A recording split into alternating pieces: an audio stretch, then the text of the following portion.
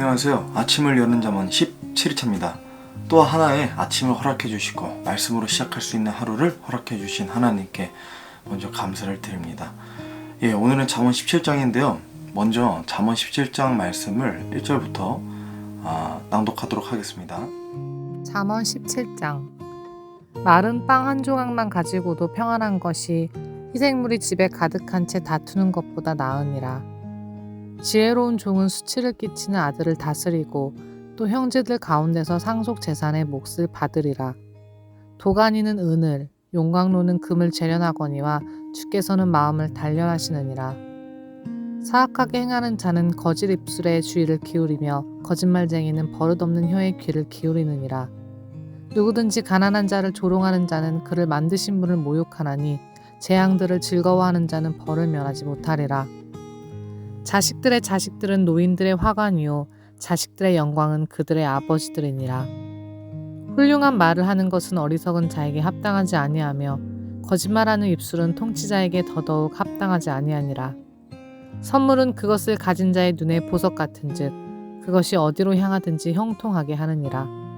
범법을 덮어주는 자는 사랑을 구하거니와 문제를 거듭 말하는 자는 친한 친구들을 갈라놓느니라. 지혜로운 자를 한 번 책망하는 것이 어리석은 자를 100번 채찍질하는 것보다 더 깊이 박히느니라. 악한 자는 반역만 구하나니 그러므로 그를 치려고 그분께서 잔인한 사자를 보내시리라. 사람이 어리석은 짓을 행하는 어리석은 자를 만나느니 차라리 새끼들을 빼앗긴 암곰을 만날지니라. 누구든지 선을 악으로 갚으면 악이 그의 집을 떠나지 아니하리라. 다툼의 시작은 사람이 물을 엎지르는 것과 같으니 그러므로 싸움에 말려들기 전에 그것을 그칠지니라. 사악한 자를 의롭다 하는 자와 의인을 정죄하는 자는 둘 다 죽게 가증한 자니라.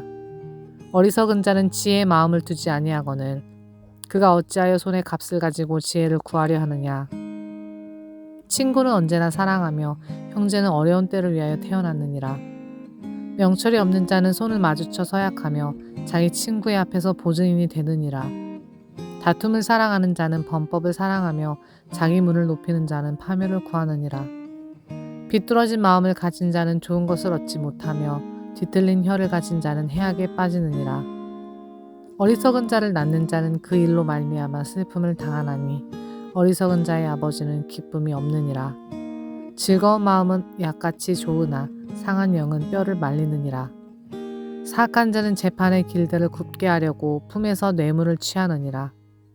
지혜는 명철이 있는 자 앞에 있으나 어리석은 자의 눈은 땅끝에 있느니라. 어리석은 아들은 그의 아버지에게 근심이 되며 그를 낳은 여인에게 쓰라림이 되느니라. 또한 의인을 벌하는 것이나 공평하다고 통치자들을 때리는 것은 선하지 아니하니라. 지식이 있는 자는 말들을 아끼며 명철한 자는 뛰어난 영을 지녔느니라. 어리석은 자라도 잠잠하면 지혜로운 자로 여겨지고 자기 입술을 닫는 자는 명철한 자로 여겨지느니라. 네, 재밌고 지금 보니까 시적인 표현이라고 해야 되나요? 그런 표현들이 이번 17장에도 쓰였는데요. 이번 17장에는 이제 그동안 나눴던 내용들하고 주목되는 구절들이 꽤 많더라고요. 그래서 당장 어제 살펴봤던 말씀들하고도 좀 주목되는 그런 주제들이 좀 반복되는 게 있어서 그래서 오늘은 몇 가지만 추려서 나눌 예정입니다. 1절부터 바로 보겠습니다. 마른 빵 한 조각만 가지고도 평안한 것이 희생물이 집에 가득한 채 다투는 것보다 나으니라. 이건 다툼에 관한 얘기입니다. 그죠? 집 안에가 나옵니다. 가정 안에서 불화 또는 공동체까지도 보면 어떤 그런 공동체, 내가 소속되어 있는 어떤 그런 모임 안에서의 다툼에 관한 것이라고 좀 볼 수 있는데요. 이 마른 빵이 먼저 나오고 이 마른 빵은 이게 그냥 맛이 없는 빵입니다. 주로 이제 음식 창고에 곳간에 먹을 게 없을 때 먹는 거죠. 마른 빵, 오래된 빵이고요. 또 이게 누룩이 들어가지 않죠. 그래서 이거를 먹을 때는 양이 적어서 물에 불려서 먹습니다. 또 딱딱하기도 하고요, 이게. 사실 그래서 볼품 없습니다. 볼품 없고요. 이게 이제 주로 가난한 사람들, 또 빈곤에 처한 사람들이 주로 먹는 음식입니다. 또 지금 비교되는 것으로는 희생물이 나옵니다. 희생물이 사람이 먹냐 할 수 있겠지만 당연히 먹죠. 저희가 잘 알다시피 이스라엘의 희생물을 드리는 제사들을 보면 드리고 또 남은 음식은 그가 먹습니다. 집 안에서 먹죠. 그래서 레위기 신명기를 보시면 이런 부분들에서 나와 있습니다. 그 가정 안에서 나눠 먹는 겁니다. 풍성하죠. 그래서 비교적 이 마른 빵보다요. 그래서 이 가나안에서 아무리 아무리 없이 먹어도 이 평안한 가정이 먹을 음식이 풍성하게 있어도 다투는 가정보다 훨씬 낫다는 겁니다. 이제 그만큼 다투면 좋지 못하다. 가정 내에서나 가정 밖에서도 이 다툼, 불화, 이런 이제 싸움, 이런 거는 결코 좋지 않다. 그래서 그런 가르침으로 보입니다. 3절입니다. 도가니는 은을, 용광로는 금을 재련하거니와 주는 마음을 단련하시느니라. 금과 은 모두 연단, 재련의 과정이 필요합니다. 재련의 과정이요. 제가 예전에 유튜브에서 한번 철이 만들어지는 과정에 대해서 본 적이 있는데요. 이게 이제 그때 보니까 용광로에서 고로라고 하는 용광로인데요. 이 용광로에서 이제 엄청난 고열로 이 철을 재련하는 것을 봤습니다. 그 만드는 과정이 이게 엄청나더라고요. 1200도였던 것 같아요, 제 기억에. 제가 그 영상을 좀 찾아보려고 했는데 이거 준비하기 전에 보이질 않아서 되게 자세하게 이렇게 알려주는 다큐멘터리였거든요.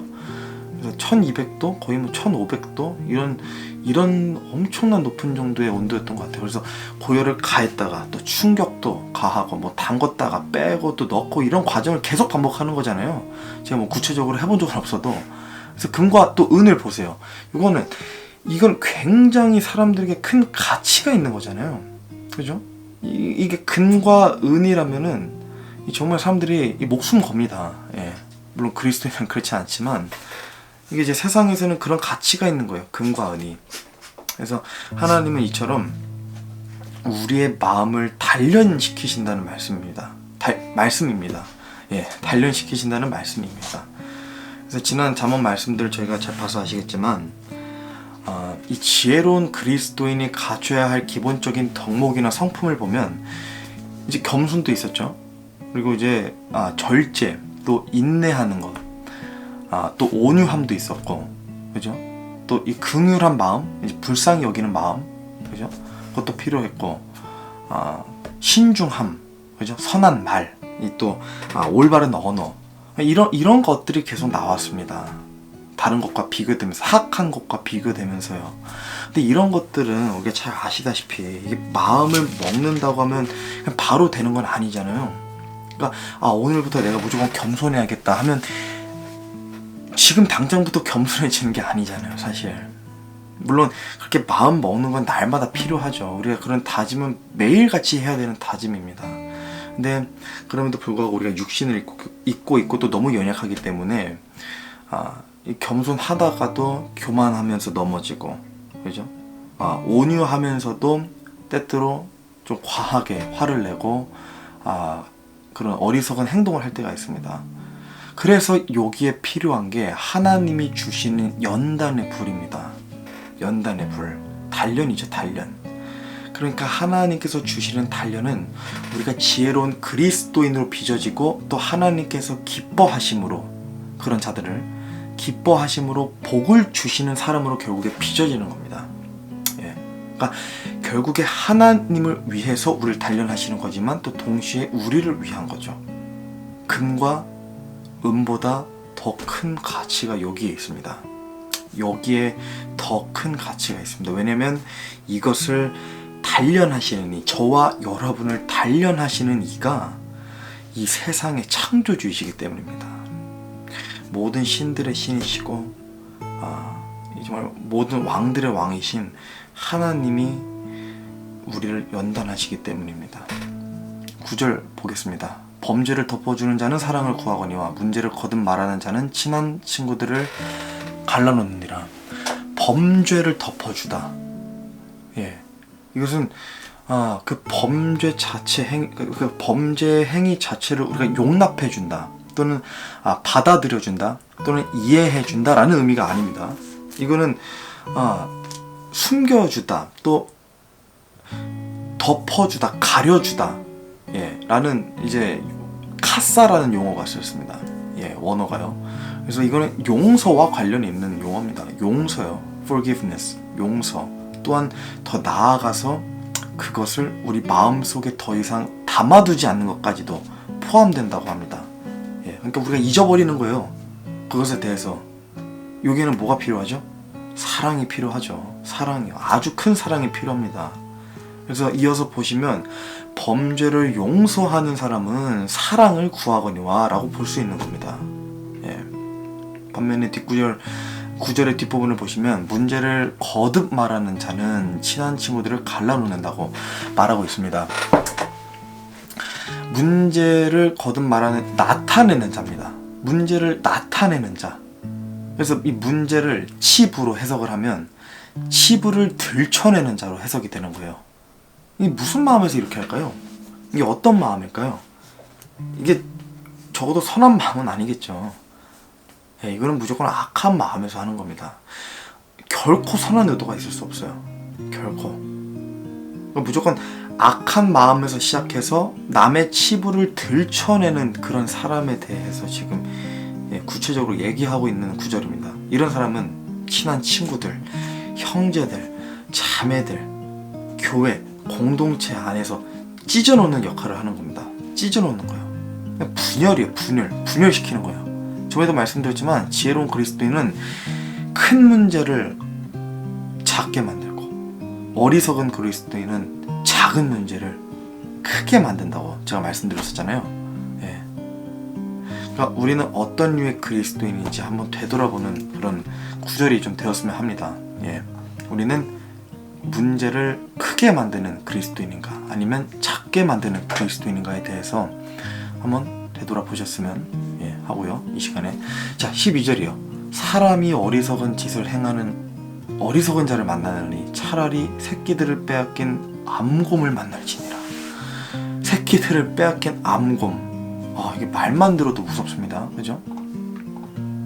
심지어 지금 보니까 암곰이요. 암곰. 엄청 무섭죠. 제가 만나본 적은 없지만 만나볼 생각도 없고, 예전에 제가 다큐멘터리 어디를 보니까 이제 그 곰이 정말 작정하고 한 번 손을 휘두르면 사람의 이제 상반신이었나 사람 목인가 이게 어쨌든 한 번에 찢겨 날아간다고 하더라고요. 한 번에. 그러니까 한 번 치면 그냥 죽는 겁니다.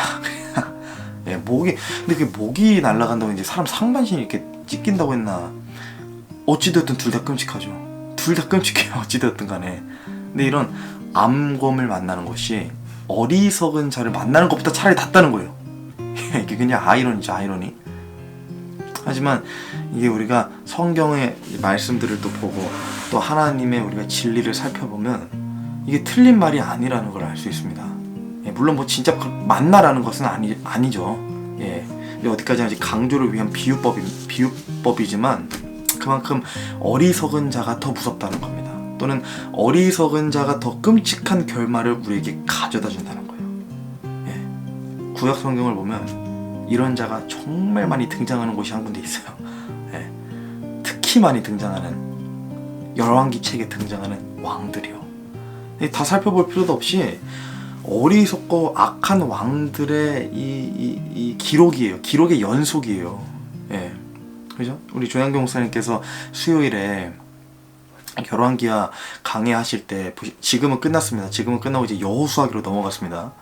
근데 이제 한창 열왕기하 강해 이렇게 하실 때 제가 맨날 했던 생각이 진짜 내 삶에서 저런 사람들만 안 만났으면 좋겠다, 이런 생각했었거든요. 왜냐면 본인만 멸망하는 게 아니에요. 주위 사람들까지 다 결국 왕국을 멸망시키잖아요. 북이스라엘을 멸망시키고 남유다가 멸망하는 그런 결과를 자꾸 초래하는 거예요. 이 어리석은 이 왕들이. 물론 선한 왕들도 종종 있었지만, 근데 비율적으로 보면 어리석고 악한 왕들이 너무 많았습니다. 특히 이제 어리석다라는 표현이 딱 적합한 것 같아요. 그 왕들에게 하는 행동들을 보면 특히 그런 것 같습니다. 그래서 우리가 어리석은 일을 행하는 어리석은 자들을 경계해야 할 필요가 있다는 겁니다. 우리를 위해서입니다. 우리를. 그 사람들을 위해서가 아니라 저와 여러분의 자신을 위해서 경계해야 된다는 겁니다. 14절이요. 다툼의 시작은 사람이 물을 엎지르는 것과 같으니 그러므로 싸움에 말려들기 전에 그것을 그칠지니라. 이게 너무나 단순하고 명쾌한 진리입니다. 물을 엎지하는 게 좋죠. 다시 담을 수도 없으니까요. 또 산에 작은 불씨가 위험하죠. 그죠? 그 작은 불씨 하나가 커지고 또 커져서 또 번져서 숲 전체를, 산 전체를 뒤엎어서 태울 수 있기 때문입니다. 그래서 애초에 다툼이 진행되기 전에 또는 말려들기 전에 차단하라는 말씀입니다. 그 원인을요. 또는 벗어나라는 겁니다. 28절 마지막으로 살펴보고 오늘은 마치겠습니다. 어리석은 자라도 잠잠하면 지혜로운 자로 여겨지고 자기 입술을 닫는 자는 명철한 자로 여겨지느니라. 이 구절 지금 다른 말로 정리하면 저는 이렇게 정리했어요. 지혜로운 자는 잠잠하고 입술을 닫는 자는 명철한 자로 여겨지는 것 같습니다. 그렇게 보여져요. 그죠? 근데 그게 맞죠? 우리가 지난 잠언 말씀들 묵상해서 계속 봤잖아요. 묵상하면서 어리석은 자라도 잠잠하기만 하면 지혜로운 자로 여겨질 수 있고 또한 입술을 닫으면 이 명철한 자로 여겨진다는 겁니다. 이 사람의 실체가 어떻든지 어쨌든 잠잠하고 입술을 닫으면 지혜로운 자로 여겨질 수 있다는 겁니다. 두 가지를 좀 보겠는데요. 하나는 잠잠하고 입술을 닫는 것이 지혜로운 그리스도인에게 반드시 꼭 필요하다는 가르침입니다. 어느 정도냐면 어리석은 자가 지혜롭게 여겨질 수 있을 정도입니다. 그 중요도가요. 네. 절제, 아까 우리가 살펴본 제어하는 것, 이 인내하는 것, 그죠? 이런 것과 연관이 있습니다. 그동안 이제 계속 살펴봤었지만 이 말의 습관, 언어 생활, 입술에 대해서는 신중을 가하고 또 신중을 가하고 또 한 번 신중을 가하고 조심해서 제어하라는 잠언 말씀을 너무 많이 봤습니다. 저희가 이제 제가 어디까지나 묵상하는 내용들을 중점적으로 봐서 그렇지 사실 이것을 이 장 한 장 한 장을 전체적으로 묵상해 보면 사실 굉장히 많이 등장했었어요. 이미 말에 대해서, 혀에 대해서 이게 너무 중요한가 봅니다. 그죠? 이 사람이 행동으로도 많은 죄를 짓지만 저번에 한번 말씀드렸던 것 같은데 말로도 너무 많은 죄를 지어요. 행동뿐만 아니라 말로도 너무 많은 죄를 짓기 때문에 어찌 보면 사실 말로 더 많이 죄를 지을 수도 있어요. 뭔가 악한 행동을 더 많이 한다기보다 사실 선한 행동을 많이 안 하는 경우가 있죠. 근데 말 같은 경우는 선한 말보다 악한 말을 더 많이 하잖아요. 사실 사람들 보면요, 그러니까 어리석은 말, 함부로 내뱉는 말, 그러니까 하나님께서 기뻐하시지 않는 말, 그런 말을 할 때가 더 많은 거예요, 사람은. 그래서 이게 계속 반복해서 중요하게 얘기하는 것 같습니다. 그죠? 성경을 보면 또 말로 망한 사람들도 너무 많이 나오고요. 그래서 저도 요즘 이런 생각이 들어요. 특히 이 부분에 제가 좀 약해서 아까 저도 굉장히 바라는 것에 대해서 옛날에는 신중을 가하지 않았던 때가 많거든요. 그러니까 조심해야 하고 되게 경계해야겠다는 생각을 많이 안 했었어요. 근데 요즘 이 잠언 말씀 묵상하면서 특히 이 말에 대해서 이 또 혀를 제어하는 거에 대해서 이게 굉장히 중요하고 뿐만 아니라 지혜로운 그리스도인이 가져야 할 정말 필수적인 덕목이자 또 성품이라는 것을 요즘 굉장히 많이 깨닫고 있습니다. 그리고 또 하나는요, 그럼에도 불구하고 어리석은 자는 이렇게 하지 않는 것으로 또 저는 보여집니다. 그러니까 이게 지혜로운 자로 볼 수 있는 방법이잖아요. 그죠? 잠잠하고 입술을 닫는 거예요.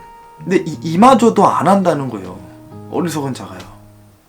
그렇게 볼 수 있는 방법인데, 왜냐면 입술을 제어하고 혀를 다스리고 자신의 언어 습관을 바꾸려고 하지 않기 때문에 이것에 대해서 문제를 인식하지 못하는 겁니다. 또는 이것에 대해서 일종의 중독이라고 해야 되나요?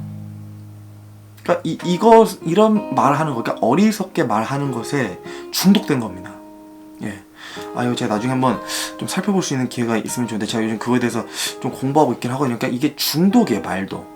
본인이 하고 싶은 말들에 중독되는 거예요, 사람이. 예. 그래서 오늘은 우리가 우리의 말에 대해서 한번 생각해보는 하루가 되었으면 합니다. 일단 저부터도요. 다툼을 일으키는 말을 하고 있지는 않았는가? 누군가를 실족시키는 언어 습관을 가지고 있지는 않았는가? 누군가를 넘어뜨리고 누군가를 부서뜨리는 그런 슬픔을 가져오는 말들을 하고 있지는 않았는가? 나의 말 때문에 주위에 누가 상처받지는 않았는가? 이런 부분들에 대해서 한번 살펴보시고 또 개인적으로 깊게 생각도 해보시면서 우리 모두 선한 말, 세워주는 말, 온유한 말, 지혜로운 그리스도인답게 했으면 좋겠다는 생각이 들었습니다. 오늘은 여기서 마치겠습니다. 함께 해주셔서 감사하고요. 내일 아침을 여는 잠언 18일차로 잠언 18장으로 찾아뵙겠습니다. 감사합니다.